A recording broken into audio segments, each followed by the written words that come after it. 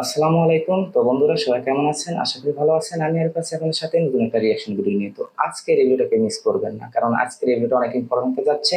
তো তার আগে আমি ভিডিওর টাইটেলটা বলছি যে মনের সব নেক আশা পূরণ হবে ইনশাআল্লাহ, এই আমলটি করুন। তো কোন আমল করলে মনের আশা পূরণ হবে, তো আজকের এই ভিডিওতে তাই দেখবো এবং এই ভিডিওতে আমি রিয়াকশন দেবো। তো বেশি কথা না বাড়িয়ে আগে এই ভিডিওটা দেখি, তারপর আপনাদের সাথে কথা বলি। তো চলুন বন্ধুরা, ভিডিওটা শুরু করা যাক।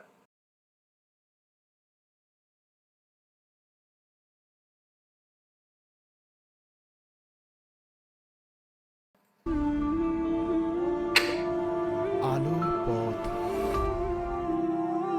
আসসালামু আলাইকুম ওয়া রাহমাতুল্লাহ। সুপ্রিয় ওয়ালাইকুম আলোর আসসালাম পথের দর্শক রহমতুল্লাহ। মণ্ডলী, আশা করি মহান রব্বুল আলামিনের অশেষ মেহেরবানি ও দয়ায় আপনারা সবাই ভালো আছেন। সম্মানিত দর্শক, আজকে আলোচনা করব একটি দোয়া সম্পর্কে, যা দোয়া আপনি সম্পর্কে। সিজদাহরত অবস্থায় 10 বার পাঠ করলে আল্লাহ মহান আপনার সকল মনের আশা পূরণ করে দিবেন। এমনকি সুবহানাল্লাহ। আপনি যা চাইবেন আল্লাহ পাক আপনাকে তাই দান তাই করবেন। দায় পুরো করবেন। আমলটি করার নিয়ম জানতে ভিডিওটি শেষ পর্যন্ত না টেনে দেখুন। আমাদের এই সমাজে কে না চায় আমার চাওয়া পাওয়াগুলো পূরণ না হোক? সবাই চায় সবাই আমি চাই আমরা। আল্লাহ তাআলার কাছে যা চাইব তিনি যেন তাই পূরণ করে দেন। সবাই চায় আল্লাহ তাআলার প্রিয় বান্দা বান্দি হতে। এজন্য সমাজে সকল মাখলুকাতের আশা আকাঙ্ক্ষাগুলো আল্লাহ সুবহানাহু ওয়া তাআলা পূরণ করে থাকেন। আপনি যদি এই দোয়াটি সিজদার মধ্যে 10 বার পাঠ করতে পারেন, তাহলে হুম। আল্লাহ তাআলা আপনার মনের সকল চাওয়াগুলো পূরণ করে দিবেন। আমরা এতদিন মুনাজাতে দোয়া করা শিখেছি, অথচ হুম। সিজদার মধ্যেও কিন্তু দোয়া করা সম্ভব। সিজদার মধ্যে রব্বুল আলামিনের সবচেয়ে ঘনিষ্ঠ হয়ে যায় বান্দা। হাদিস শরীফে আছে যে বান্দা কখন আল্লাহ রব্বুল আলামিনের সবচেয়ে কাছাকাছি চলে যায়, এর একমাত্র উত্তর হাদিস শরীফে রাসূলুল্লাহ সাল্লাল্লাহু আলাইহি ওয়াসাল্লাম বলেছেন যে বান্দা সবচেয়ে নিকটবর্তী হয় যখন সিজদায় যায়। সেজদায় তখন যায়। বান্দা এবং রব্বুল আলামিনের মধ্যখানে আর কোনো গ্যাপ থাকে না। সুবহানাল্লাহ, সুবহানাল্লাহ। আল্লাহু আকবার। আপনি আল্লাহু যা চাইবেন আকবার। আল্লাহ তাআলা তখন তাই কবুল করবেন। সম্মানিত দর্শক, এর জন্য আপনার মনের মধ্যে যথেষ্ট পরিমাণ ইয়াকিন ও ইখলাস থাকতে হবে। আমি থাকতে হবে সবসময় অবশ্যই। কথাটি বলে আসছি, দোয়া বা আমল রব্বুল আলামিনের দরবারে কবুলিয়াতের জন্য আপনার দিলের মধ্যে পরিপূর্ণ আস্থা রাখতে হবে, 100% রাখতে হবে এবং নিয়ম জেনে এবং তা মেনে আমলটি করতে হবে ইনশাআল্লাহ। আল্লাহ ইনশাআল্লাহ। তাআলার রহমতে আপনি সফলতা পাবেন। আমলটি করার নিয়ম হলো, এই আমলটি করতে হবে আপনাকে তাহাজ্জুদের নামাজের সময়। মনে রাখবেন, এই আমলটি আপনি ফরজ নামাজের সিজদায় করতে পারবেন না। এটি করতে হবে নফল নামাজ, তথা সবচেয়ে শ্রেষ্ঠ সময় হচ্ছে তাহাজ্জুদের নামাজের সময়। তাহাজ্জুদের নামাজ। কেননা তাহাজ্জুদের নামাজ পড়া হয় শেষ রাতে। আর হাদিস শরীফে আছে, শেষ রাতের একটি বিশেষ সময় আল্লাহ রাব্বুল আলামিন নিচের আসমানে নেমে এসে বান্দাদের উদ্দেশ্যে বলেন, কার কি প্রয়োজন আমার কাছে আহা! চাও, আমি তা পূরণ সুবহানাল্লাহ, করে দিব। আল্লাহু আকবার। কে অভাবগ্রস্ত আমার কাছে চাও, আমি অভাব মিটিয়ে দিব।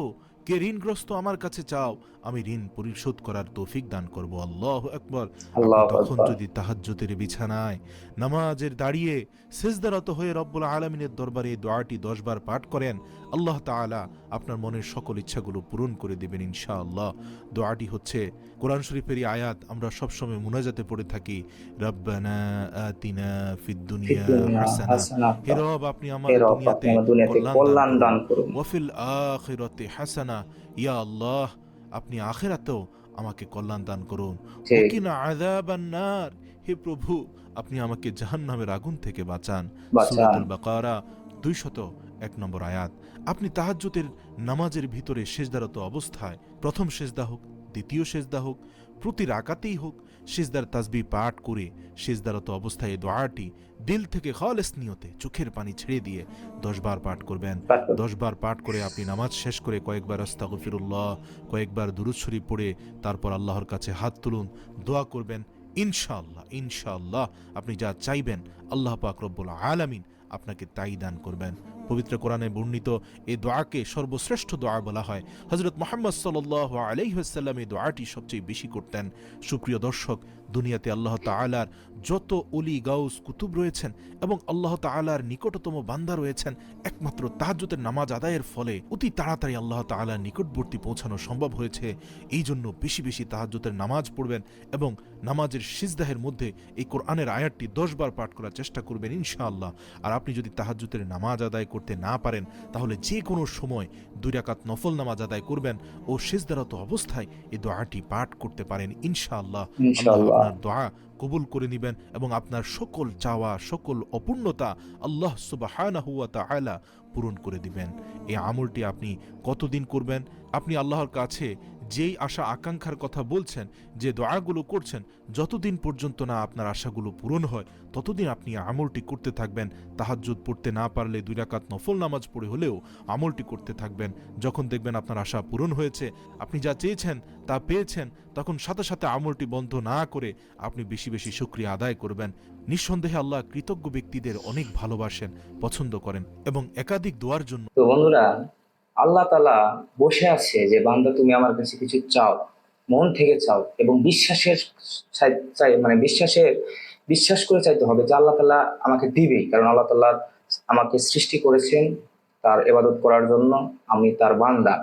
তো আমরা অনেক ক্ষেত্রে কি হয় যে আমরা আমরা অনেকেই বলি যে আল্লাহ আমাকে এটা দেয় না বা ওটা দেয় না, অবাকস্ত রাখছে বা ই করে রাখছে, কিন্তু আসলে কি আমরা মন থেকে আল্লাহকে চাই না বা আল্লাহর কাছে কিছু চাই না। তো আল্লাহ নিজে বলছেন তুমি আমার কাছে চাও, তুমি আমার কাছে চাও, আমি তোমাকে দিয়ে দিব। তো আল্লাহর ভান্ডারের তো অফুরন্ত জিনিস, আপনার মানে চাইলেই আল্লাহ সবকিছু দিতে পারে, কিন্তু আমরা কি করি, আমরা চাই না, চাইও বিশ্বাসের সহিত আমরা চাই না। আর আল্লাহ তাআলা সবচেয়ে বেশি পছন্দ করে সেটা হলো তাহাজ্জুদের নামাজ। তো আমরা সবাই চেষ্টা করব যে তাহাজ্জুদের নামাজটা পড়ার, কারণ আল্লাহ তাআলা তখন 7 আসমান থেকে প্রথম আসমানে আসে শুধুমাত্র বান্দাদের মানে কি চায় বা তার মনের আশা কি বা সে আসলে কি চাচ্ছে এটা শোনার জন্য। তখন আল্লাহ নিজে বলেন যে তোমরা আমার কাছে কি চাও, তুমি যা চাইবা আমি তাই দেবো। সুবহানাল্লাহ, আল্লাহ তাআলা নিজে যখন বলেছেন, কারণ আল্লাহ তাআলা যখন নিজে একটা জিনিস স্বীকার করবে যে আমি তোমরা কি চাও আমি তাই দেবো, তাহলে আল্লাহ তাআলা তো খালি হাতে কাউকে ফিরাবে না। আর আমরা কি করি, ধরেন যে আল্লাহর কাছে একটা কিছু চাইলাম, যদি সেটা না পাই তখন কি হয়ে যায়, 2 একদিন চার পরে আর আমরা চাই না। তো আমাদের মনে বিশ্বাস রেখে যে কোনো জিনিস আল্লাহর কাছে চাইতে হবে।